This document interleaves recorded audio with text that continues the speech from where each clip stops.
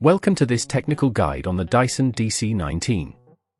We are Kelatos Informatica, specialists in technical repair.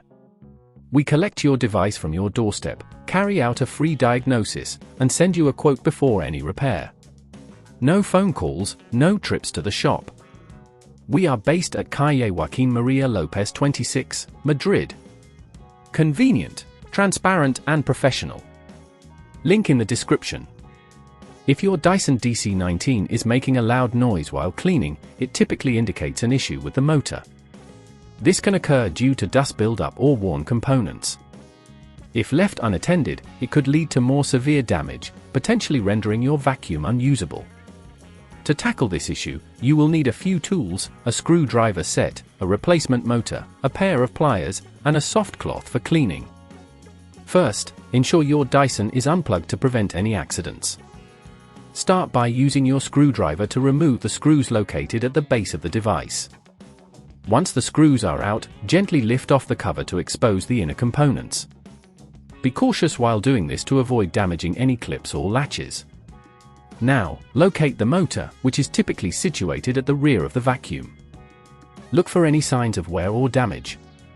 To remove the motor, disconnect any wires attached to it. Make sure to take note of where each wire connects, as this will be important during reassembly. Using your screwdriver, carefully unscrew the motor from its base. It may require some force, but be gentle to avoid damaging surrounding components.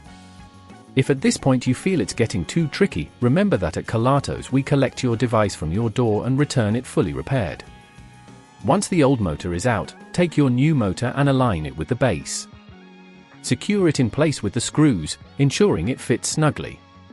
Reconnect the wires according to your earlier notes, making sure they are firmly attached. After everything is secured, place the cover back on and replace the screws to finish the assembly.